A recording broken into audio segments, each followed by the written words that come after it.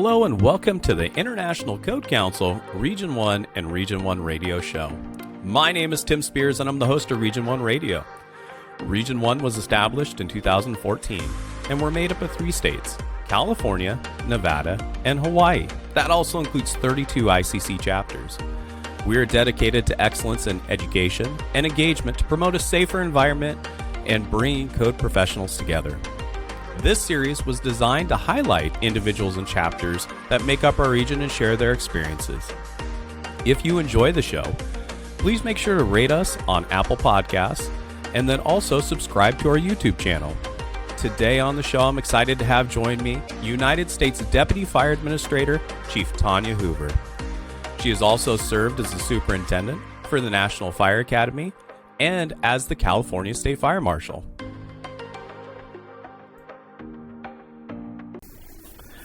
Hey, and welcome to ICC Region 1 Radio. Today on the podcast, I have joining me Chief Tonya Hoover, the U.S. Deputy Fire Administrator.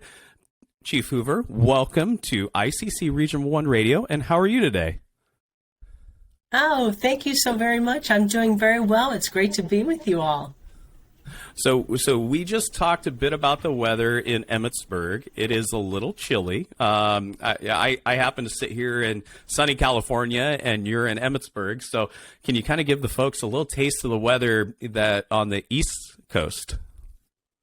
Oh, yes. So we had a little bit of a cold snap. Yesterday, we had a couple warnings for a snow squall, which to me looked a lot like a lot of flurries with wind.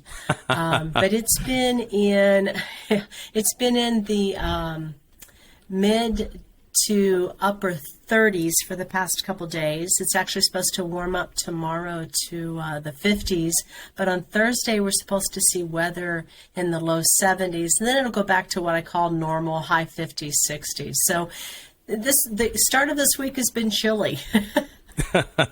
Well, that definitely chillier than here in, I'm in the Central Valley, and I'm sure anybody that listens in Hawaii and maybe even parts of Las Vegas and Nevada, they probably can relate a little bit to the winter weather. So, well, hey, welcome. I'm so excited to have you join us.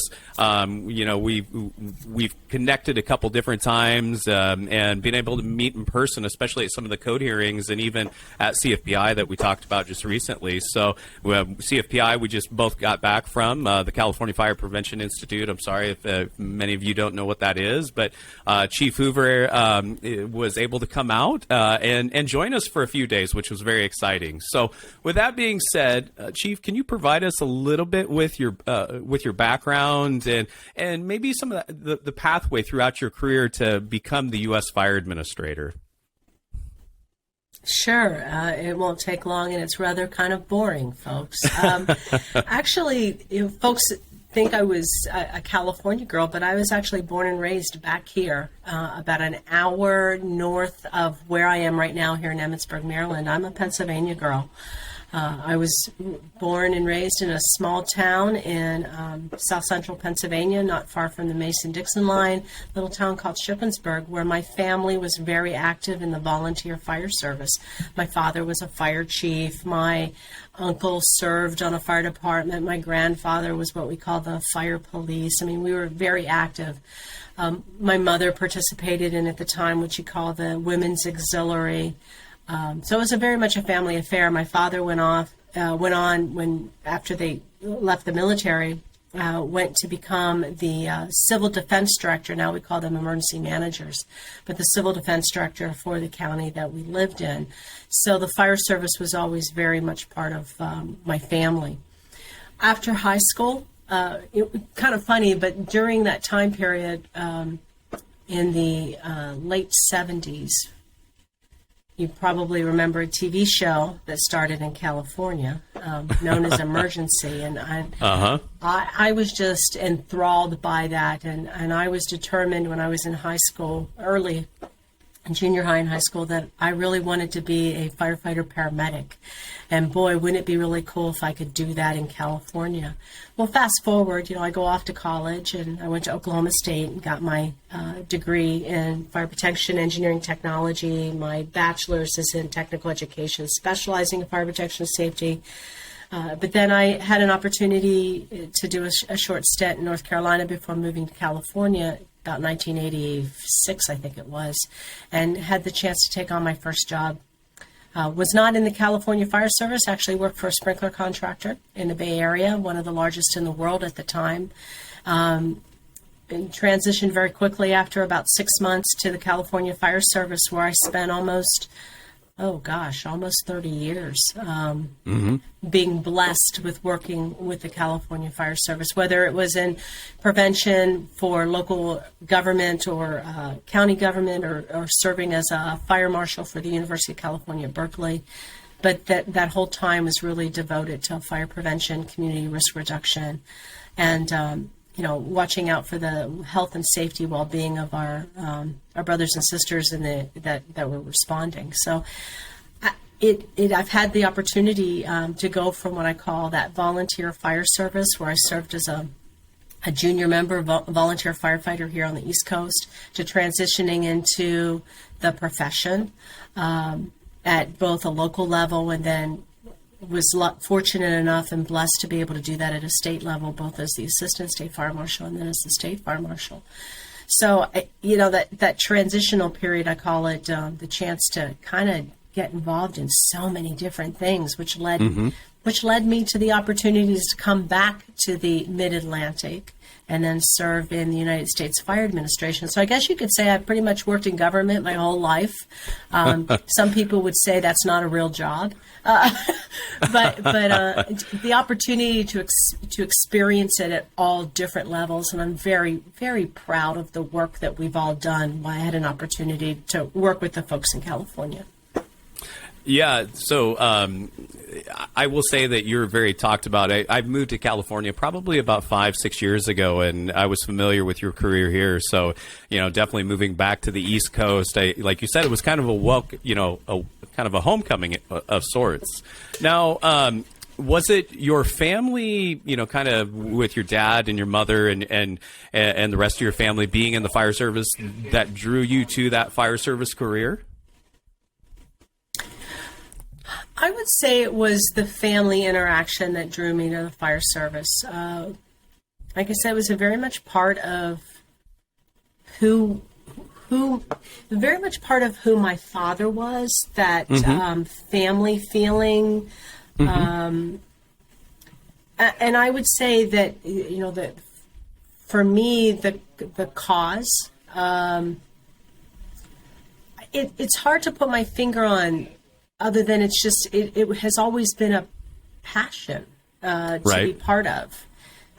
But it really was that place where I felt the most comfortable. I mean, I did not come through the service as a firefighter. I tell folks all the time, I did not come through there as a firefighter. My skill set was in another area. And in fact, if I had to go back now and do a firefighter academy, we are in so much trouble.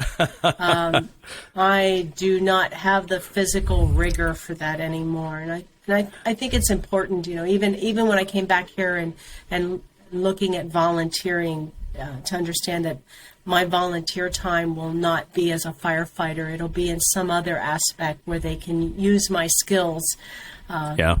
Because I know my limitations, and it wouldn't take me long to blow out a knee or throw an elbow or break something or drop something on somebody, and yeah. So, but it's always been about the sense of community. Yeah, and the fire service has given me that opportunity. Yeah, and like you just said, being able to volunteer, maybe you definitely have a much different skill set, and that's what I always tell people when we talk about fire prevention and the building industry and those types of things. We always have maybe a different skill set and a different perspective. Not to say it's bad, it's just different, and we can utilize those skills to be able to volunteer and be able to help, reduce that overall risk to the community, through volunteer efforts as well. So now, as we talked about, your family history, have you had any of those mentors or any of those people that really helped to shape you throughout your career and inspired you as well? Oh, absolutely. I mean, if I go back to early in my time, a good friend, I call him my adopted dad. He was my father's best friend. gentleman by the name of Crawford Wiesling, big in the investigation field. Or I think he's retired from that now, but he very instrumental at being a mentor.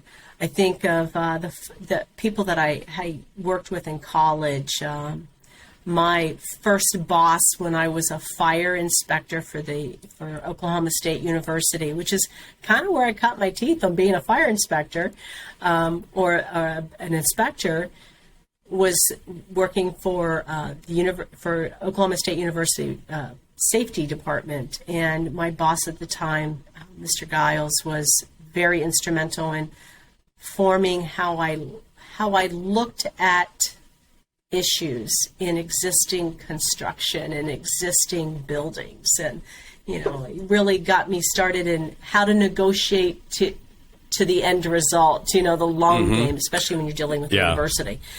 And then I had so many folks when I transitioned and came to California. My first fire marshal that I worked for, who was also the captain on his shift and worked, shift work. So I basically had him half of 1/3 of the time. And he had, he used to tell me, you're going to do your very best and we're going to live with that.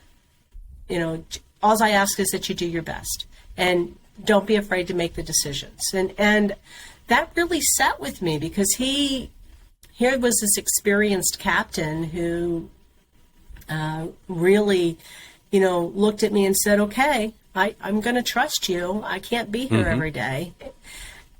And that also instilled upon me the need to not be afraid to go over and ask the crews questions. And so I was always going over as a new inspector and saying, okay, guys, I'm supposed to be doing this plan review. I need to know, where would you put the truck? Which is your access? Where do you want me to start hydrant layouts? Things like that I felt was that important connection between what I was doing and what their needs were. So, my captain there, a gentleman by the name of Tom Hathcox, the Daryl Hargiths, the NorCal members will remember, Chief Hargith, even my boss at UC Berkeley, Eddie DeAndre, who could sell snow to Eskimos, as they say. He had such the salesmanship, being able to convince researchers that fire safety was just as important as curing cancer. The work that he did at the University of California, Berkeley. When I had a chance to, what I call take on my dream job as a fire marshal, I had an incredible amount of friends that they probably didn't even realize that they were mentors to me. Fort Hartsfield and Rick Terry, and just a lot of people that I still think about, like, wow, I remember when we talked about that, or I remember when we did that, and so there's so many people that have made an impact. Even to having the opportunity to serve as the Assistant State Fire Marshal and watching someone like Kate Dargan. And it's funny because I still use her as an example when I talk to folks about working for a visionary. And I always ask people, have you ever worked for a true visionary? And they're like, oh, yeah. Like, no. Have you ever worked for a true visionary? Somebody that is 10, 15 years ahead of you, and you're trying to get everybody else there.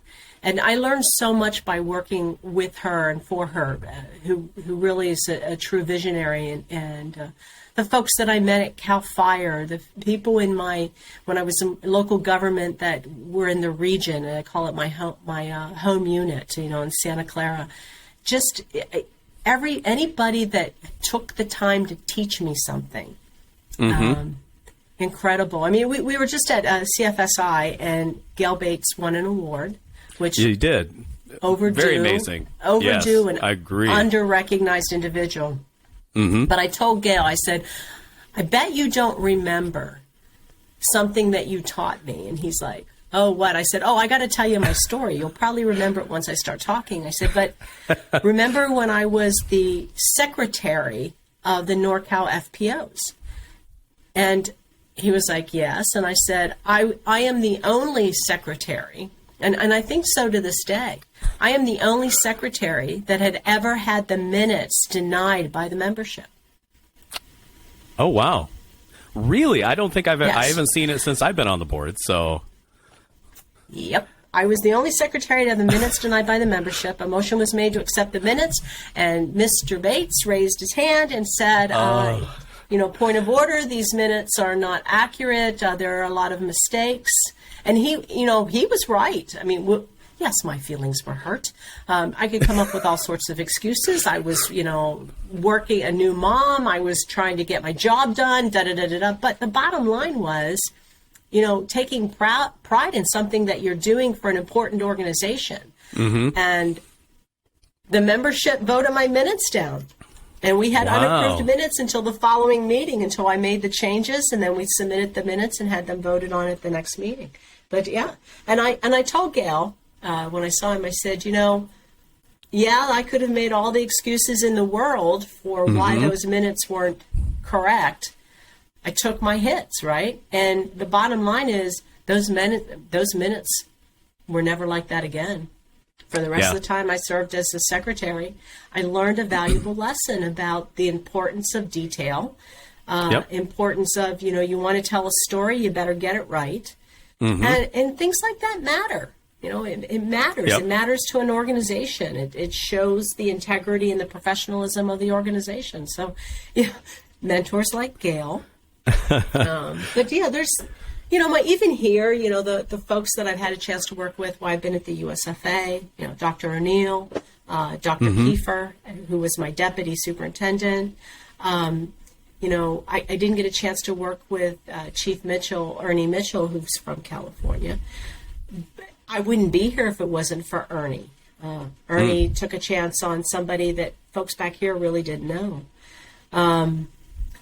Keith Bryant, Chief Bryant, who, gave me the opportunity. I shouldn't say gave me. I interviewed for it, but, saw that my interview could put me in a position of being the deputy fire administrator. And I learned a lot by watching Chief Bryant maneuver the politics, which then, when it became my time to act as the fire administrator, sometimes you can keep your cool when you keep in mind, what the people before you have taught you. Yeah. So, I've just been so fortunate. I know people that would never think that they were a mentor have actually mentored me. Yeah. Yeah. And like you talked about a couple of different themes that I've heard in some of the conversations that I've talked with people is that servant leadership, being able, and really an authentic leadership in that they're there to support you, but do your best, right? As you mentioned, the captain that you first worked for as a fire inspector, that's always been a big theme that I've heard, throughout a lot of these conversations, but also too, as we talk about that professional network. So that professional network, I know when I became a fire marshal here in the state of California, and I was at a NorCal meeting when it was announced, I had a number of people come up, one, to congratulate me, but two, to say, hey, if you ever need anything, please call me. And I will. I mean, I talk to, people like Robert Marshall on a periodic basis just because he is a wealth of information, and he has shared so much to, my growth and development, really as in leadership, but also in just understanding, code development and code implementation. So I've been able to do a lot of that as well. So that's been kind of amazing to be able to have and be able to work through. So. Well, and I would be remiss, since we're on, an ICC Region 1 podcast, if I didn't mention, those folks within our building industry, the building inspectors or building officials. I can remember the first building official I interacted with, and he made it very clear to me that at the time it was a blue book. The blue book was his book. The red book was my book. Okay. But what that taught me was that I needed to become familiar with his world. And we ended up working pretty well together. I was a new kid, out of college. Okay, I had a degree, but, I hadn't spent all my time in the code world. But it really gave me an opportunity to say, okay, so teach me about your book. Yeah. And I laugh about it now. But the building officials that I watched and I listened to over the years may not have always agreed, but I learned a tremendous amount from them. Participating in code development, having that opportunity through the uniform codes and then through ICC, through the international codes, the committees that I had a chance to sit on, learning so much by sitting on, the Fire Code Development Committee or sitting on the International Residential Code where you're the only fire official. But I learned so much from those folks. Were our philosophies always the same? Well, of course not. But the conversations I had with them and the questions that I got to ask, for me, it was just this incredible learning opportunity. Well, yeah, and like you just said, sitting on those committees. So I sat on the Building and Fire Code Advisory Committee for Cal Chiefs, and I will tell you that has been one of the best educations I've ever had in my life as it relates back to, I've been in the profession now almost 20 years, and I will tell you the last 5 years of being on the Building and Fire Code Advisory Committee, it gave me a different perspective, because what I would think would be common sense and a slam dunk code change goes, and then there's probably 15 to maybe 30 minutes of testimony on why it is not a good code change. So it's a very unique perspective to have. Oh, absolutely. And for what we sometimes forget is because we become so myopic or focused on a particular item that we forget how that one item affects other things or impacts other things. And one of my favorite expressions when I got here to the USFA, especially as the superintendent of the NFA, is if you pull on one string, you better know where that string goes or the whole sweater starts unraveling. And if the sweater's unraveling while you're wearing it, you can't get the string back up quick enough. And so I'm always very conscious of pulling on that string. What impact does that have in other areas? And thinking that through as much as possible. Now, the other side of that is that you can't be paralyzed by overanalyzing. And sometimes you just got to trust your knowledge, skills, and abilities and move forward. And when you move forward, you can't look back because you can't get it back. Right. If you take those steps forward, you keep moving forward. But there's just that experience, like you said, being in all those rooms with all those different people gives you a whole different perspective. Yeah. You mean, because industry, obviously, we understand that the codes are a consensus code, and we understand that a lot of people weigh in on those, and so they have different perspectives, and it's good to hear what those perspectives are. One, so you're better able to address those questions should they come up. I mean, like valet trash was a big one, a big conversation topic at the Group A hearings in Pittsburgh, and you would think from a fire code perspective or a fire code official perspective that valet trash, setting combustible materials in a corridor would not be a good thing. But then obviously there are some other things to consider as well. And it was a very long discussion for something that we thought was a topic that there was a reasonable degree of consensus on. So. Yeah, absolutely. Now, we talk about code development, and one of the things we're in right now this week is Rochester at the committee action hearings for the Group B code hearings, and one of those things is the International Residential Code, and you were very instrumental in the development of residential, or the requirement for residential fire sprinklers in the state of California. And as we talked about, it's being able to get the right people in the room, have those conversations. Can you discuss that process a bit and how you engage stakeholders in through that California Residential Fire Sprinkler Task Force, and how we were able to be able to have residential fire sprinklers be adopted into the code? Well, that is an interesting. It's a long conversation. So a couple things that you bring up is the task force groups and the different, interactions. And I always go back to, relationships. Excuse me while I get a drink.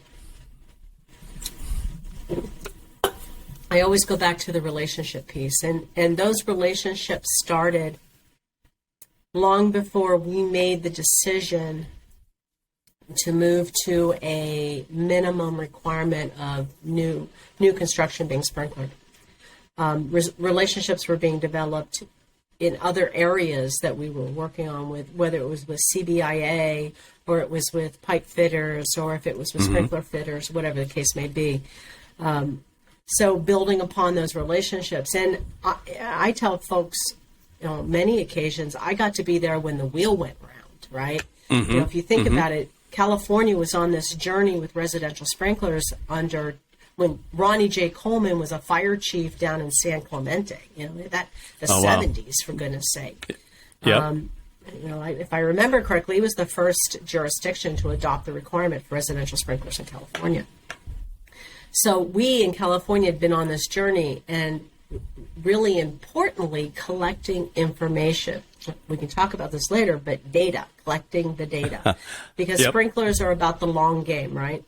But for us in California, at the time that I had the chance to serve as the assistant state fire marshal and then transition to the state fire marshal, we spent a lot of time looking for the right opportunities to do what we needed to do and having the conversations before we pulled the trigger on things, right?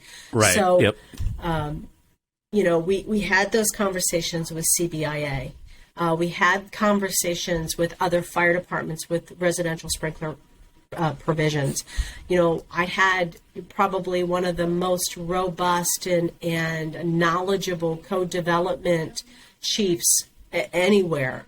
And if he's listening to this, I'm not going to say his name because it'll just make his head go like this. But I was very fortunate to have some, wonderful people working both inside and outside of the state fire marshal's office. The Steve Harts, the Bruce LeCaires, the jurisdictions that already had codes in place. I mean, there were all sorts of things, water purveyor relationships that I had built in local government.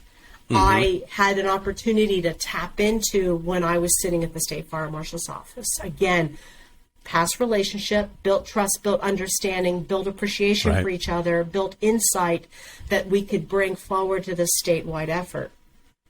So, all of that played a part when it came time to putting our packet together and moving that forward to Building Standards Commission. And one of the things I'm very proud of through all of that process was, one, our process and the cooperative effort, from the folks that led those task force groups, the Dennis Mathesons and, the Bruce LeCaires, the Steve Harts, that led those. Ernie Paez was my chief in code enforcement that was, co-chairing that as well. And to those co-chairs that worked every one of those phases, to the fire service that we stuck together with a common message. And really did not stray from that common message.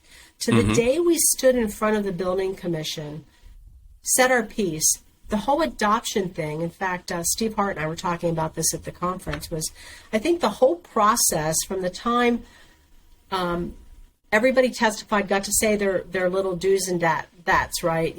Everybody talked, to the place where I gave my packet and answered Building Standards Commission. It was like under a minute. Oh, wow. I look at it, it's kind of like Christmas. You do all this prep work, and then Christmas comes, and there's like 5 minutes of packaging, and then you're done. But, we did our due diligence through that process, and when it was all said and done, there was no jumping up and down and cheering. There was no, high-fiving or anything. We did it in the most professional, respectful way with our partners. And we walked out of there knowing that we have done the right thing. Now, was there, some celebration that went on later on that night? Yes, of course there was. But because there was a lot of hard work that went into doing that. And it wasn't just one person. It really was a conglomeration of people from all different, sides. in fact, when we went to the training piece, one of the items that I still have in my office, actually I'm in a relocated office right now until my real office, as I call it, is its heating systems being worked on. But in my office, hanging is a name tag, and on it is hotel room keys from all the hotel rooms that the task force that developed the training and education to the fire service and the building industry went around the state and gave these training opportunities for, 6 months, 8 months. But what they did, once they were done with that, it was Kevin, Steve Hart, and Bruce LaCara. Once they were done, they came back with this necklace with all these hotel keys on it. And it marked all the places that they had gone to and stayed to make sure that the footing was strong when it came to residential sprinklers in California, and that we were getting the word out. So it wasn't just me. Like I tell people, I happened to be in the big green chair when it all went around. It was truly a team. It took a village across all spectrums for us to get there. And as I told folks after we did the adoption and it passed, the adoption was the easy part. The hard work started after that.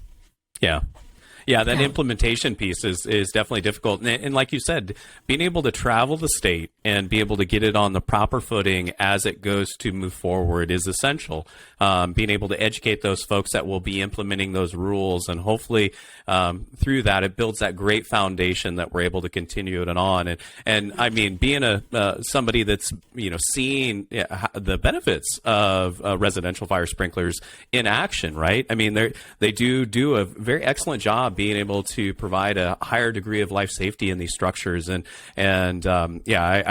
commend the work the task force did and yourself to be able to get, to be able to one, first identify it, and two, to be able to, work towards that implementation piece. It's been very helpful. And I will say that it has reduced risk in the community. So now we may not see a lot of that for a while. We may not see that for 10, 15 years down the road, but one of the things I always say about prevention, community risk reduction, it's the long game. We're after the long game, not the one-offs. It's the long game. And when I talk to other states and areas, and they would say, well, we want to do what California did. We want what California has. And I tell them, you can't have what California has because it fit California. You've got to do what's right by your state. You've got to work with your stakeholders. You have to address your issues. There are all sorts of issues that will impact your ability to do residential sprinklers, and you have to face your issues head on.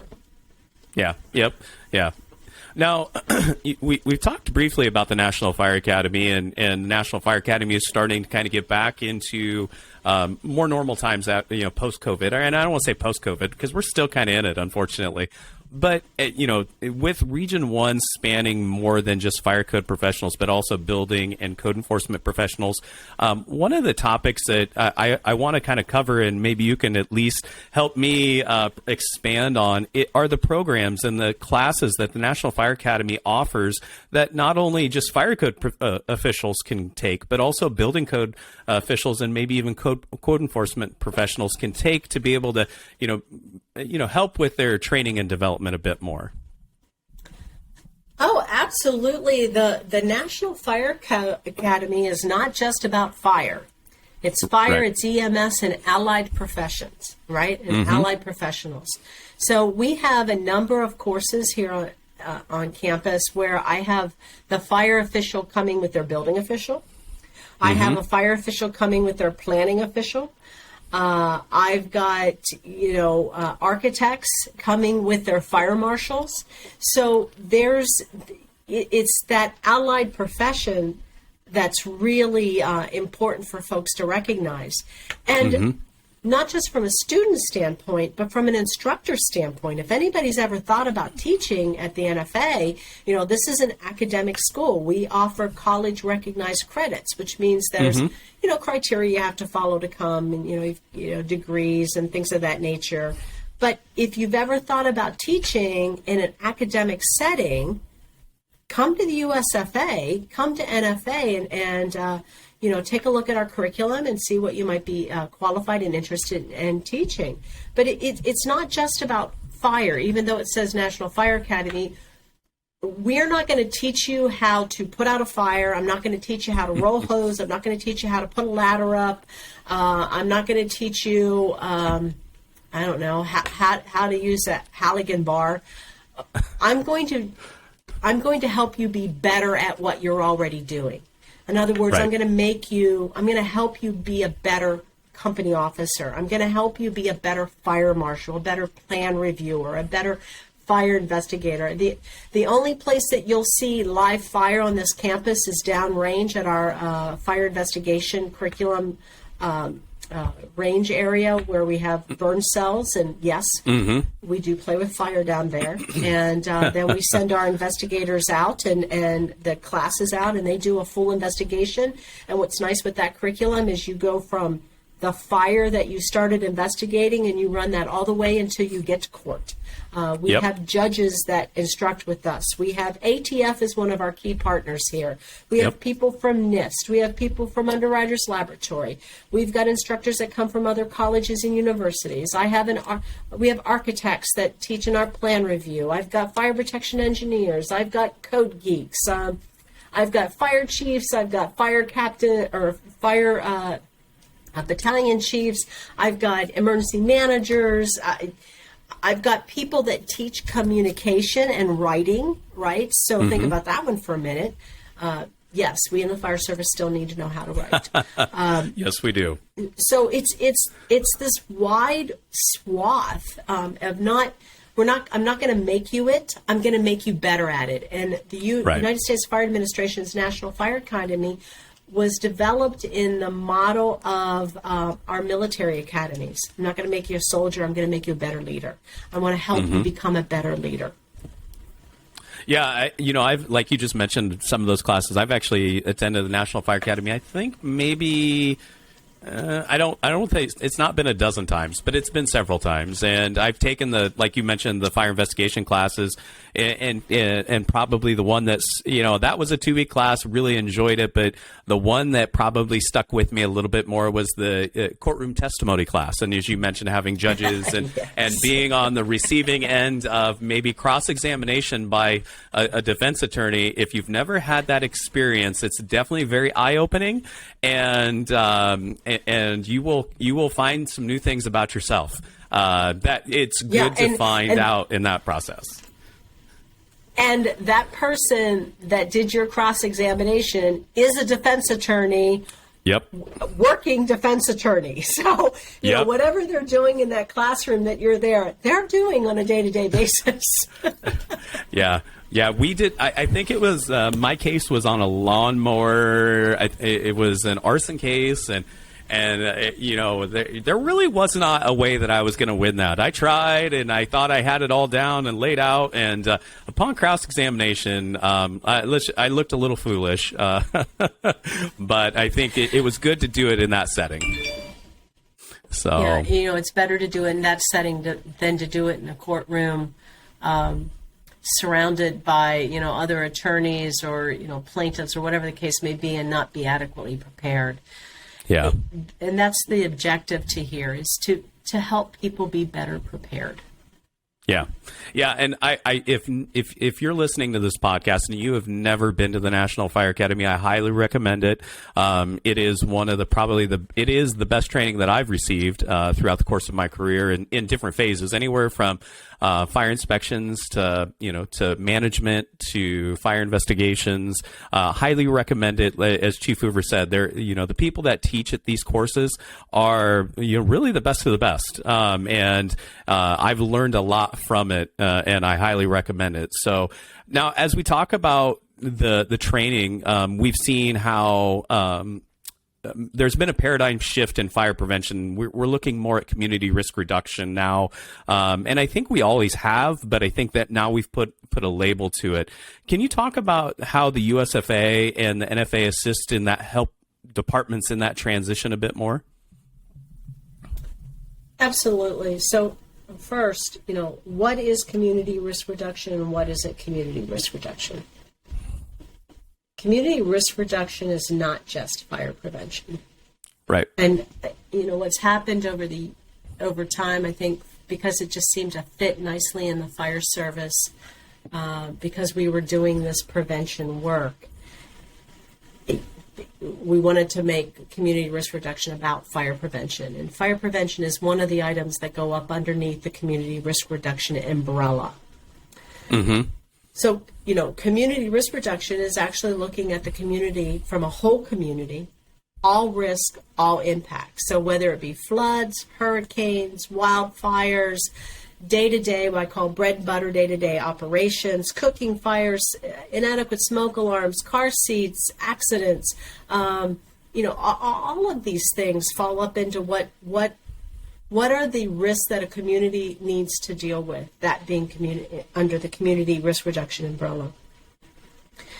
The United States Fire Administration, a lot of people may not know this, but that whole thing about community risk reduction actually was born out of a gathering here at USFA. USFA has been doing, quote, community risk reduction. It was called something before community risk. I'm drawing a blank. But that was all born out of NFA courses here at the USFA. Mm-hmm. And it was about that expanding to look at a whole community versus, one thing, because that look at a whole community impacts the response of emergency responders, of the fire department.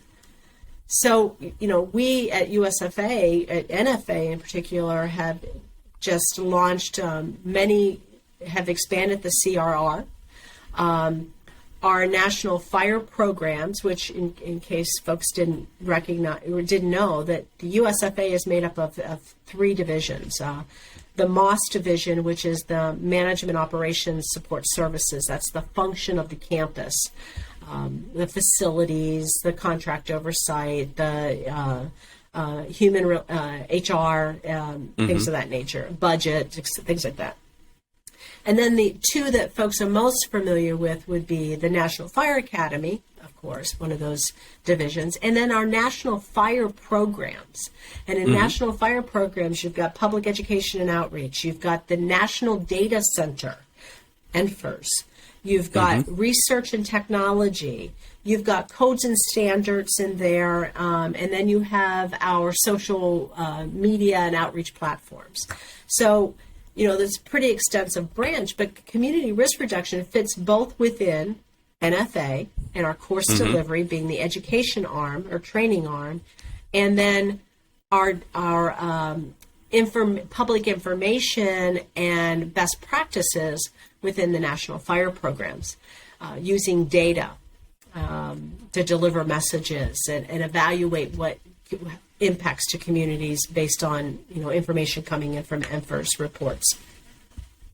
So we fully embrace the CR because we believe that's really part of our mission, to have if you look at the mission of the USFA, is we support and strengthen fire and emergency medical services and stakeholders to prepare for, prevent, mitigate, and respond to all hazards. Sounds an awful lot like community risk reduction. Does. Yeah, absolutely. Yeah, and like you just said, fire prevention is only one piece of it, right? We need to take a look at the data, and we need to better understand it, so that way we can implement strategies to overcome it. And through that, and through the MFIRS reporting, and multitude of other things, I think is always important. You highlighted one of the things that I've taken advantage of, and I think it's one of those things that a lot of people aren't aware of, and maybe I should highlight a little bit more, is the social media tools and materials that USFA provides. So if you haven't been to the website, and I'll drop the link to the website, but if you're looking for social media graphics that are very specific to different risks that you have, they're available. They've already been established, and you can definitely post those on your social media channels, and that has definitely been a tool and resource that I've used.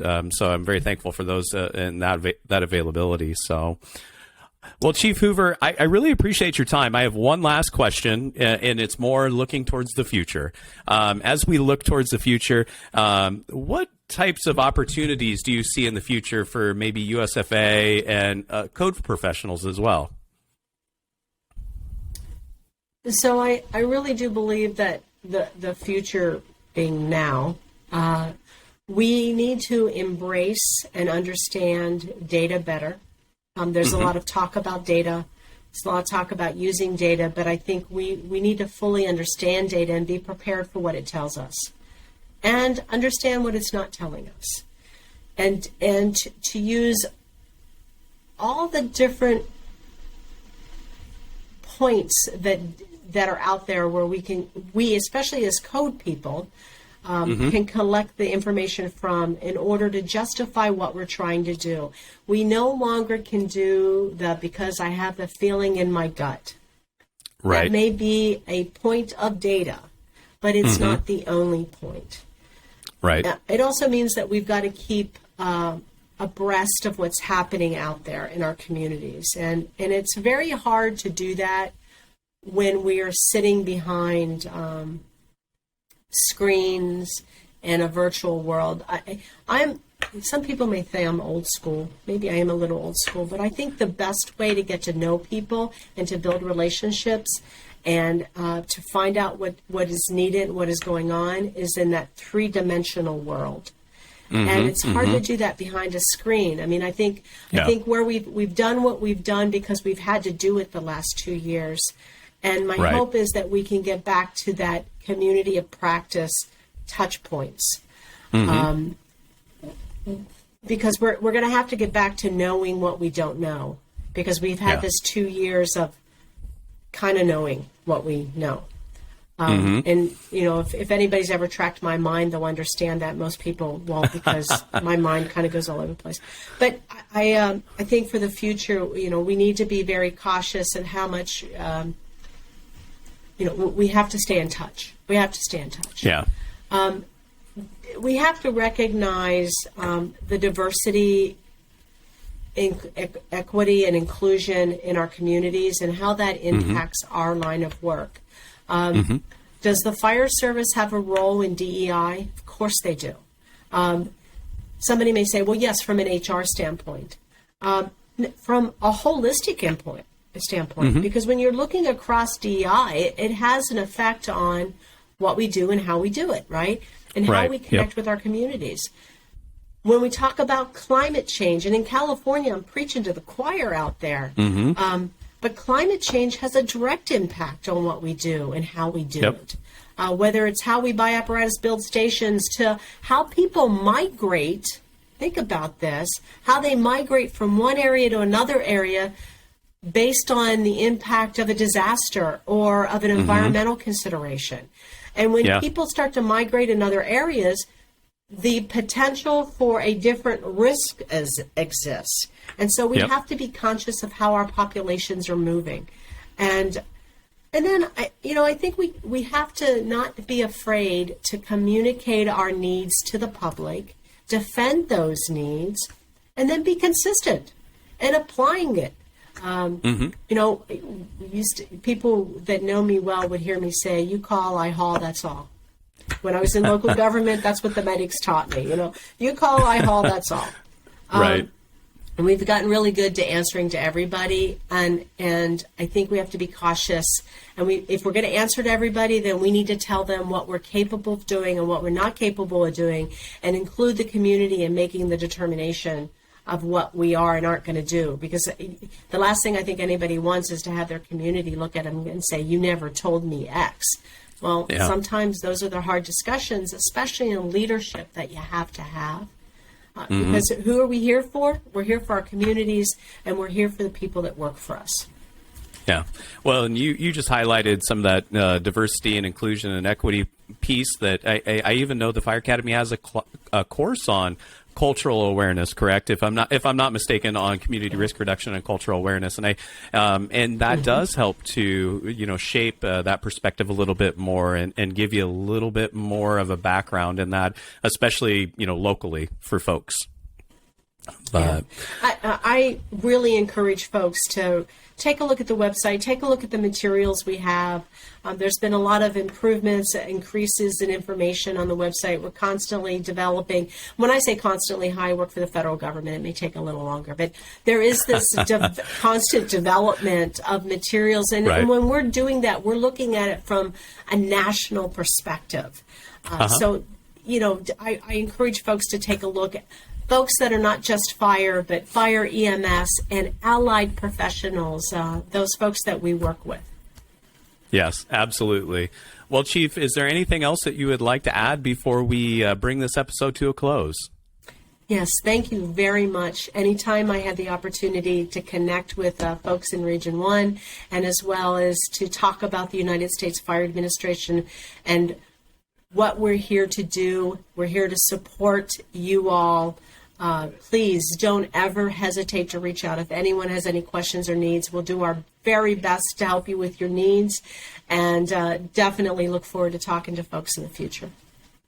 All right, Chief, I really do appreciate it. So that brings our episode to a close. I do want to thank Chief Tonya Hoover again for joining us.